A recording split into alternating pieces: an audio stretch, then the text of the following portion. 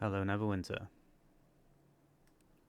Recently, I have had a few people ask me to join Master Defense of the Moondancer Deathless runs, which I do not want to do at all because I have had more than my fill of that particular trial, or skirmish as we like to call it. What I have decided to do though is pull down the video I made at the time, a couple of months ago, where we actually completed that particular achievement, and I thought I would talk you through the strategy that we used. As far as I'm aware, we were the first group across all platforms to actually get that achievement. So I think the strategy will still hold today. Obviously, we've got a lot more power going on. If anything, it should be easier. There was a very specific way that we did this, and it turned out to be relatively easy once we got it down. Hopefully, if you watch this, you can get some idea for your own runs, and I'll sort of do this as a combined mechanics video and a how to tank it Deathless, because there's a lot of crossover between the two, right? The first thing to note is that we are running 3 tanks. This is the key element of the strategy, and the reason for this is that, as a lot of people will be aware, the tanks are very prone to getting starlight stacks on them, which you cannot get rid of. So our idea was, if there are 3 tanks, then presumably at least 2 of them can get it's whichever one had the most minimal amount of stacks would have been. The 2 with the most minimal amount of stacks would have been the ones who were aggro swapping, and then we got a 3rd tank just solely to hold the aggro on the mobs in the middle. And it was additionally useful just for the sheer amount of mob spam. You got 3 tanks hard taunting. Basically, you've always got 1 tank on the DPS looking after them, whilst the other 2 tanks do the rest of the mechanics. This first bit is the same as you would usually do it. You go in and take the aggro of the first boss, first lieutenant. Go for the artifact call, pick up all the mobs as usual. There is a lieutenant at the top right, and there is a lieutenant sort of mid left. Do not for any circumstance pick up the one on the left. Depending on which variation of lieutenants spawn, you might have to go and pick up the one on the right. With 3 tanks, we can handle this a lot better. We can always have 2 tanks looking after the aggro, 1 tank on the boss.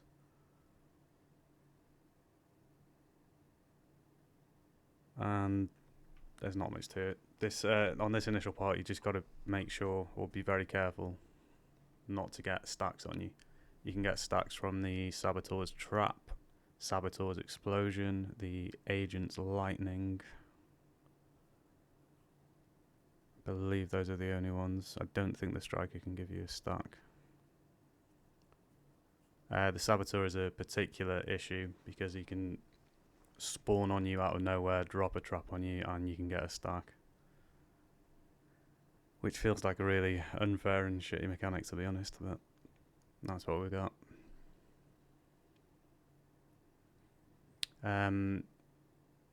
Obviously we've got a Pally. Pally is very, very useful in here.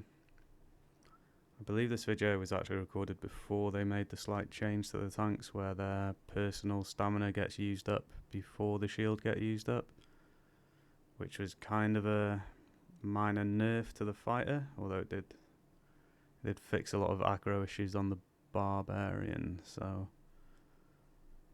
it's fine. With these snipers, as long as there's 2 tanks stood together, they can usually handle the blast. There's a sort of damage share between tanks. Obviously with 3 tanks it's barely a scratch. But at this point again, you're going to want at least 1 tank going out and managing that aggro.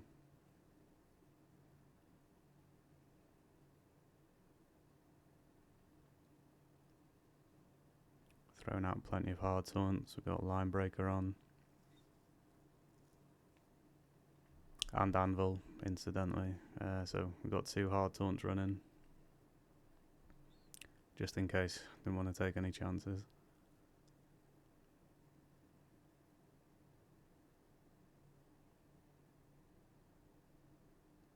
Yeah, we weren't actually overstacked with wizards on this one, which was unusual for the time.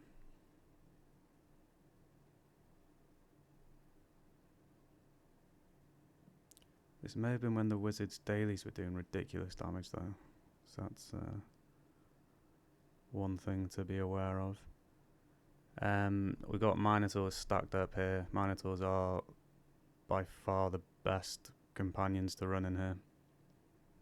They've got brilliant AoE control. They pull mobs away from squishies. Very importantly, they don't do too much damage, because one of the biggest problems we have in here when we're trying to do this one is that people run things like bowmen or Zunas or damaging companions that have large range, and due to the way this final boss works, that is the last thing you want. You do not want any unaccounted for damage. You only want any damage going on that boss that you are in control of, and you are not in control of some of those companions. This striker is a bit buggy, to be honest. Well, I don't know if it's buggy or if it's like that way intentionally, but when he does his little thing here, this little smashy, yeah, he just doesn't stop. If you, because I would assume it's supposed to be like a mini version of the main boss, and the main boss only stuns on his initial hit, whereas that striker will stun you at any point during his little earthquake thing. So for the mechanics part, you gotta stand in these bleeders, obviously, get these to come down as quick as possible. This top of the deck is probably a lot worse when you got the Saboteur up here. It's not ideal having the agent up here either. But if the team's got some discipline,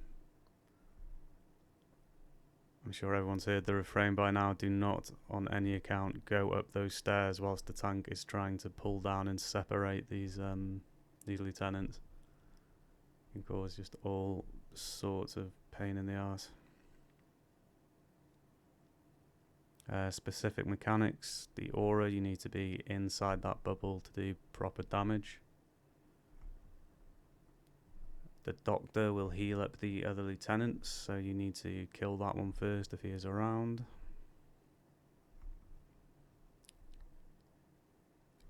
You can survive, well, you can just about survive like walking through one of those lightning pools. If one of them actually spawns underneath you, though, it puts a control effect on you, and you've got a very high chance of dying. You gotta be fast on your feet there. We've been quite lucky so far on this run that we haven't really had any stacks on us. Obviously this is shortly after it was released, so we've all been running it very regularly. We're all on point, all our skills are sharp.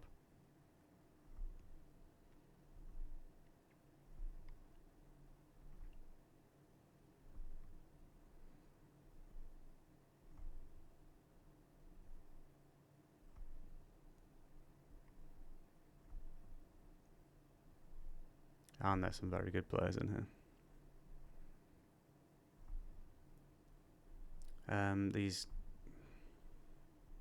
These ground blasts are just a massive pain in the arse. I don't know. I really don't know why they made the dungeon this way, or the trial this way. It's just so unnecessarily RNG on the sort of mechanics going on.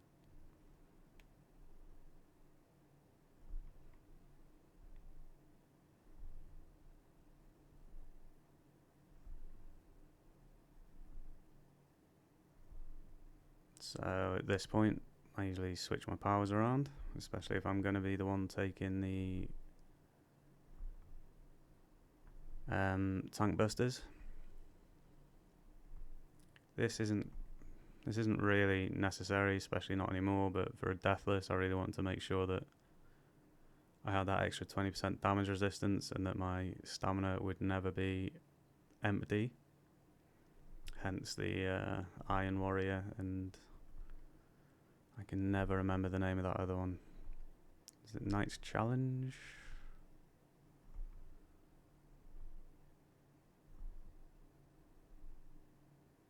Can't remember, but it restores your stamina anyway.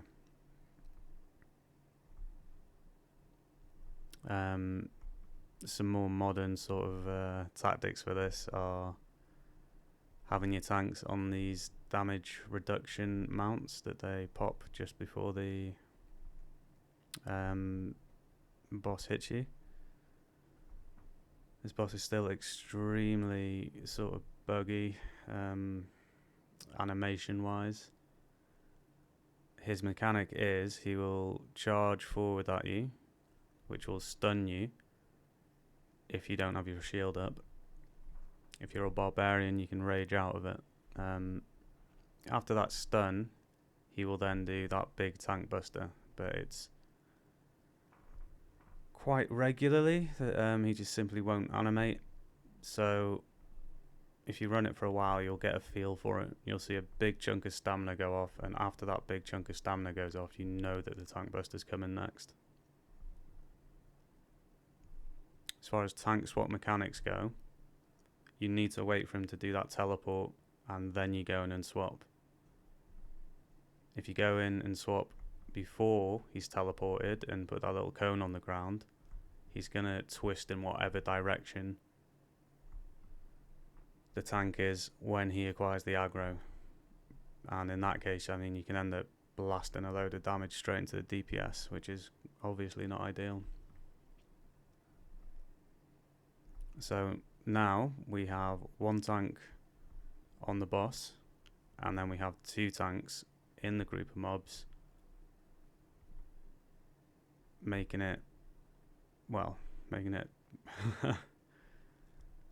it's very unlikely that any mobs will slip through the gaps, basically.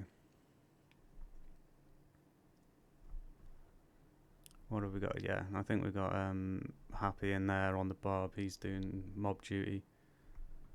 And then we got the fighters doing the tank switching.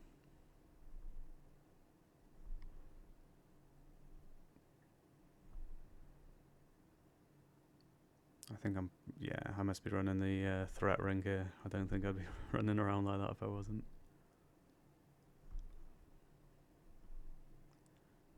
Obviously, probably the biggest problem with this dungeon, besides companions doing like extra damage from afar, is the fact that at the final phase, the Saboteur will teleport absolutely anywhere and everywhere. And if he happens to get onto the tank that's on the boss, then you can quite easily have a cascade event where tank gets stunned by the Saboteur, gets stunned by the captain, and then you just got no chance of getting out of there. And then you can end up with a load of starlight stacks on you as well from that.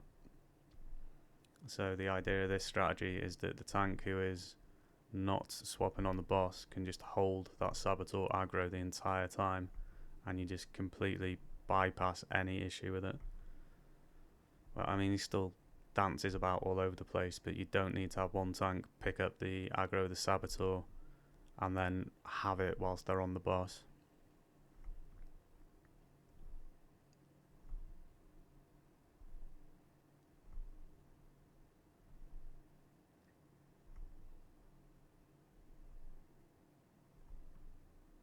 So that little sequence I did there was pop an Iron Warrior and then pop the Stam regen one and then put my shield up. Obviously, looking back at it now, I'm barely using that mount power, so I could quite easily have used it to do a bit of damage mitigation there. But at the time, I thought I'd save it for the lieutenants, because Clearly I did not though.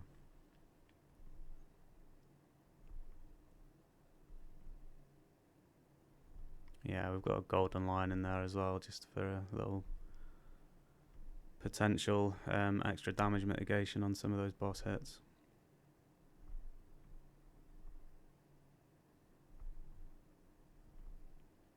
This boss is quite interesting as well because you can get body blocked by players and companions and all sorts. So where he's supposed to jump back and do his blast, he can quite often end up just jumping in place.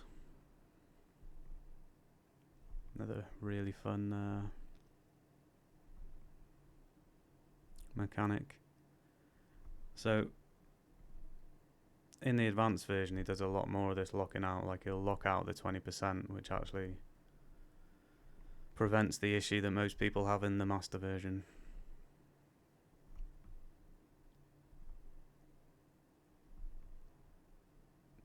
Obviously, these lieutenants have set sort of spawning times as well. It goes off the health bar, so I think the first one's at 20%, and then 25 to 30%. I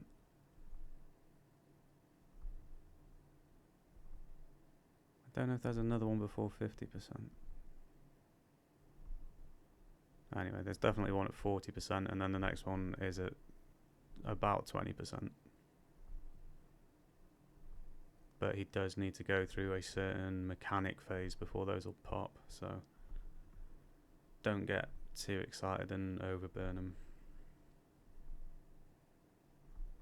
Another advantage of this 3-tank strategy is that when that sniper's up, you can have 2 tanks there to tank the blow, similar to how we would do it on the other ship.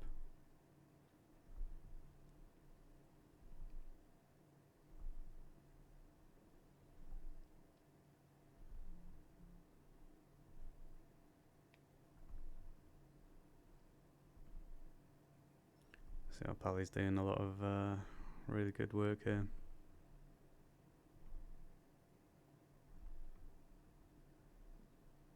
And for those not in the know, the reason why we have to do that tank swap is that each of the tank busters in Master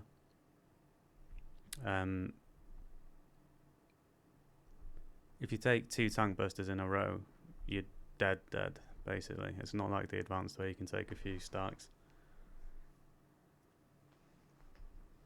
When we initially started running it, we'd get some... We weren't positioning the boss quite right, and then he'd end up clipping the other tank with the tank buster, so when they went in to do their turn, they were just getting killed outright. So this is where it gets down to the tricky bit. Basically take it down to 20 and hold it there until he goes through this phase that he's going through now. And that's when the Doctor and Saboteur will pop.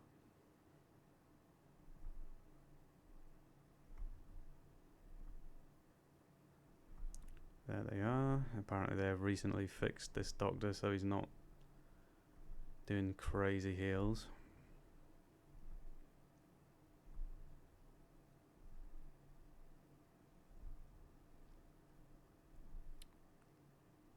But this is again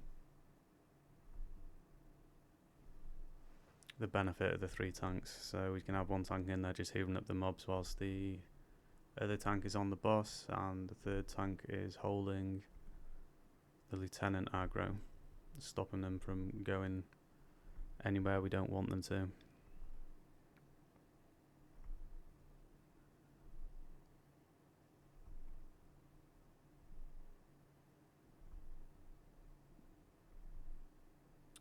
These tank busters do speed up as he loses health.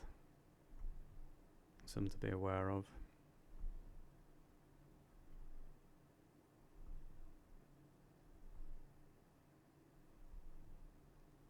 This phase is absolute chaos, man. You can see there's a lot of, well, I don't know if it's discipline or just the fact that like the other tank is holding all the mobs where you need them to be, but a lot of the failures of this dungeon come from DPS going too close to where the captain is, attempting to damage mobs. and then the boss getting hit with splash damage, and it tips him over into the sunfall mechanic that he does. I mean, as you can see there, his health bar's barely moved since the start of this phase. Really good discipline from the DPS.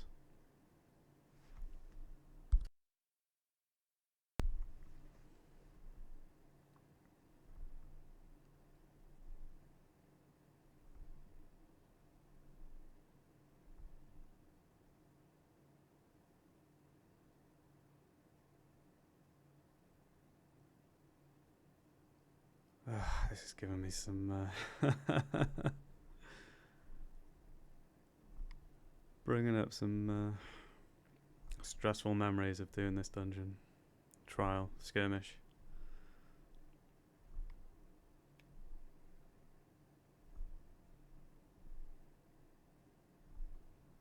So it's basically utter chaos here. If you get a bad run on the RNG, you can just really get screwed up. Once all the lieutenants are defeated, we come in for that final article and absolutely rinse him out before he's got a chance to do any damage in the Sunfall. And that is how you do it. So thank you everybody for watching. If you like the video, please leave a like. If you like a lot of videos, please subscribe. If there's any particular trial or dungeon you want me to go through the tank mechanics for, I've got most of them in my backlog, so I can pull them down and go through them again for you. Just let me know in the comments. Thanks very much. Take it easy.